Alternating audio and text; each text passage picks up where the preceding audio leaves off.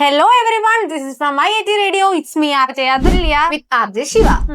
അങ്ങനെ നമ്മൾ സിനിമാ പ്രേമികളെല്ലാം കുറെ നാളായിട്ട് കാത്തിരുന്ന അവാർഡുകളൊക്കെ പ്രഖ്യാപിച്ചിരിക്കുകയാണ്. കുറെ പേരുടെ മനസ്സിൽ ഇങ്ങനെ കുറെ മുഖങ്ങൾ ഉണ്ടായിരുന്നു തോന്നുന്നില്ല, അവർക്ക് കിട്ടും ഇവർക്ക് കിട്ടും അവർക്ക് ആർക്കും കിട്ടുക എന്നൊക്കെ കുറെ പ്രതീക്ഷയിലായിരുന്നു. എനിക്ക് തോന്നുന്നു അതിങ്ങനെ ഉൾട്ടയായിട്ട് അങ്ങ് തിരിഞ്ഞു, മൊത്തത്തിൽ മാറി കുറെ വിവാദങ്ങൾ.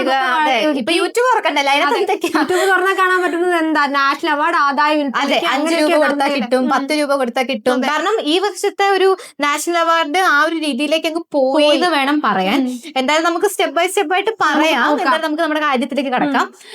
മികച്ച നടനിൽ തുടങ്ങാം അല്ലേ? മികച്ച നടനല്ല, ഇത്തവണ മികച്ച നടന്മാരാണ്. അതെ, എനിക്ക് തോന്നുന്നു 2024 best 2 നടന്മാരെയാണ് 2025 national അവാർഡിലേക്ക് എടുത്തിട്ടിരിക്കുന്നത്.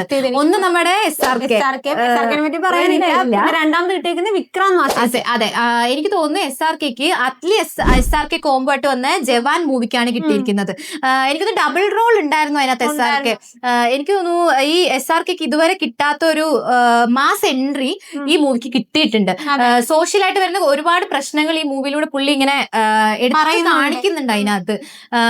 Cinema overall okay ആയിരുന്നു. പക്ഷേ SRKനെ പോലെ ഒരു നടന് വേണ്ടിയിട്ട് നാഷണൽ അവാർഡ് കിട്ടണോന്നുണ്ട്. എന്തായാലും ഞങ്ങൾ ഞങ്ങളുടെ കാര്യം പറഞ്ഞു, നിങ്ങളുടെ കാര്യം എന്താന്ന് വെച്ചാൽ നിങ്ങൾക്ക് ഞങ്ങളുടെ കമന്റിലൂടെ അറിയിക്കാം. അതെ, കിട്ടണമായിരുന്നോ, അത് ആർക്കായിരുന്നോ കിട്ടേണ്ടത്, അങ്ങനെയുള്ള ഒപ്പീനിയൻസ് ഒക്കെ പറയാം. നിങ്ങൾ ഇടുന്നതിൽ നമ്മൾ എന്തായാലും പ്രൈസ് ഉണ്ടായിരിക്കുന്നതാണ്, ഞങ്ങള് സെലക്ട് ചെയ്തിട്ട് പ്രൈസ് ഉണ്ടായിരിക്കുന്നതാണ്. പിന്നെ നമുക്ക് ആർക്കായിരുന്നു കിട്ടിയത്? പിന്നെ മികച്ച നടനായിട്ട് മികച്ച നടനിൽ വിക്രാന്ത് മാസ്റ്റർ. 12th fail. ആ മൂവിക്ക് വേറെന്തോ കിട്ടിയില്ലേ?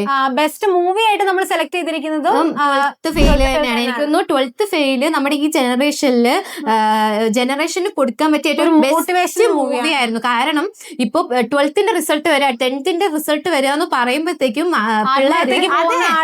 അതും ആത്മഹത്യ ചെയ്യുന്നത് A+ കിട്ടുമോ, അങ്ങനൊരു പ്രശ്നം കൊണ്ടാണ് ഇപ്പോഴത്തെ പിള്ളേർ സൂയിസൈഡിലേക്ക് പോകുന്നത്. വരാനും നിൽക്കുകയാണ്. പക്ഷെ ഇതിനകത്ത് ഏറ്റവും വലിയ കോമഡി എന്താന്ന് വെച്ചാൽ ഈ 12th ഫെയിൽ ഒരു റിയൽ ലൈഫ് സ്റ്റോറിയാണ്. അതിനോടൊപ്പം ആ പുള്ളിക്കാരൻ ഇപ്പൊ ഒരു IPS ഓഫീസർ ആയിട്ട് നമ്മുടെ ഇടയിൽ ജീവിക്കുന്നുണ്ട്. അതിൽ നിന്ന് മനസ്സിലാക്കേണ്ടത് നമ്മളിപ്പോ എവിടെയെങ്കിലും ഒന്ന് വീണു പോയാൽ അവിടെ എണീറ്റ് ആദ്യം നടക്കാൻ നോക്കുക അല്ലെ, അല്ലെങ്കിൽ ഓടുക. ഇതൊന്നും പറ്റില്ലെങ്കിൽ എഴഞ്ഞായാലും നമുക്ക് ചെല്ലാൻ എല്ലായിടത്തും ചെല്ലാന്നാണ് ഈ ഒരു മൂവി നമ്മുടെ ജനറേഷന് കൊടുക്കുന്ന മെയിൻ ഒരു എന്താ പറയാ അഡ്വൈസ് എന്ന് വേണമെങ്കിൽ പറയാം അല്ലെ. പിന്നെ എനിക്ക് തോന്നുന്നു നമ്മുടെ റാണി മുഖർജി കിട്ടിയിട്ടുണ്ട്. അതെ, ഏത് മൂവിക്കായിരുന്നു? നോർവേ. അതിനകത്ത് പുള്ളിക്കാരിയുടെ unconditional love of a mother, അതാണ് കാണിക്കുന്നത്. അതിന്റെ ഇതുണ്ടായിരുന്നല്ലോ. സിമ്പിൾ പ്ലോട്ട് എന്താന്ന് വെച്ചാല്, നമ്മുടെ നോർവേയിൽ ജീവിക്കുന്ന ഒരു ഇന്ത്യൻ ഫാമിലി, അവിടുന്ന് അവര് നമ്മുടെ ഇന്ത്യൻ പാരന്റ്സ് കൾച്ചർ ശരിയല്ല, വളർത്തുന്നത് ശരിയല്ലാന്ന് പറഞ്ഞിട്ട് ഈ പിള്ളേരെ കൊണ്ടുപോവാണ്.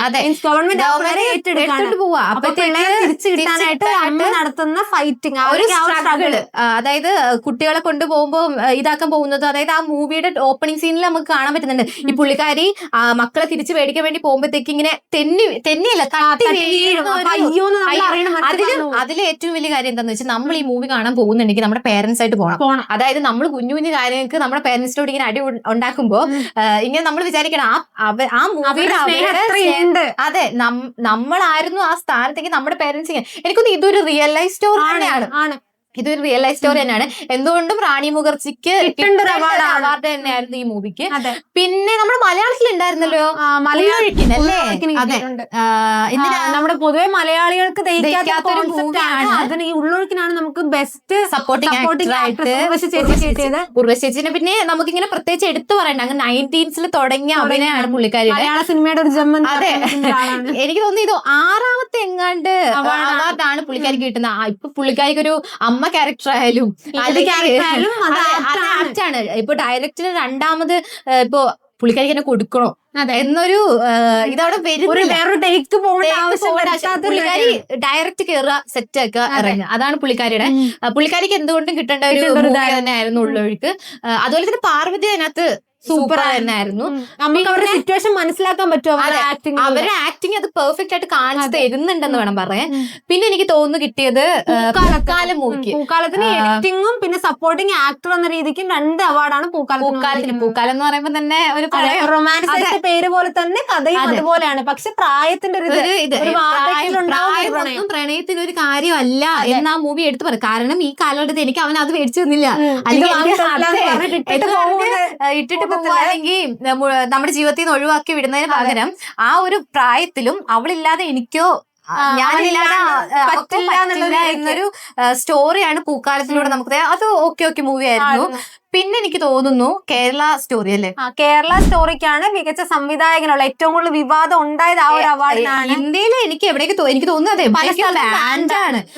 എനിക്ക് പേഴ്സണലി അത് ഓക്കെ ആണെന്ന് എനിക്ക് തോന്നുന്നില്ല. അല്ല, പല വിവാദങ്ങളും നിങ്ങൾക്ക് പറയാം, അത് മറക്കരുത്. നിങ്ങൾക്ക് എന്താ അഭിപ്രായം ഉണ്ടെങ്കിലും പോരാതെ നമ്മുടെ ഇത് പൃഥ്വിരാജിന്റെ അവാർഡ് മൂവിക്ക് വേണ്ടി എടുത്തൊരു ആടുജീവിതം, അതായത് ഒരു ആക്ടർ എന്ന നിലയിൽ പുള്ളി അത്രയും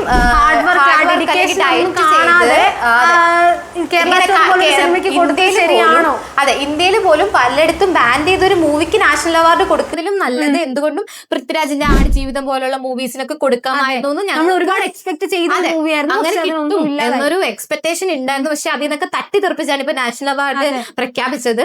ഇത് ഞങ്ങളുടെ ഒപ്പീനിയൻ ആണ്. നിങ്ങളുടെ ഒപ്പീനിയൻ എന്താന്ന് വെച്ചാൽ കമന്റ് ഇടാം, അത് മറക്കരുത്. പിന്നെ എനിക്ക് തോന്നുന്നു നമ്മൾ അത്യാവശ്യം എല്ലാം കവർ ചെയ്തു അല്ലേ, ഏകദേശം എല്ലാം ആയിട്ടുണ്ട്. നമ്മളിനി വരുമല്ലേ. അപ്പൊ ഇനി പുതിയ പുതിയ വിശേഷങ്ങളായിട്ട് IIT റേഡിയോ നിങ്ങളുടെ മുന്നിലേക്ക് വരുന്നതാണ്. അത് ഞങ്ങൾ തീർച്ചയായും വരുന്നതാണ്. എന്തായാലും ഞങ്ങളുടെ പേജ് ഫോളോ ചെയ്യുക, കമന്റ് ചെയ്യുക, അത് മറക്കാതിരിക്കുക. അപ്പൊ നമുക്ക് വൈൻഡപ്പ് ചെയ്യാം അല്ലേ. ബൈ.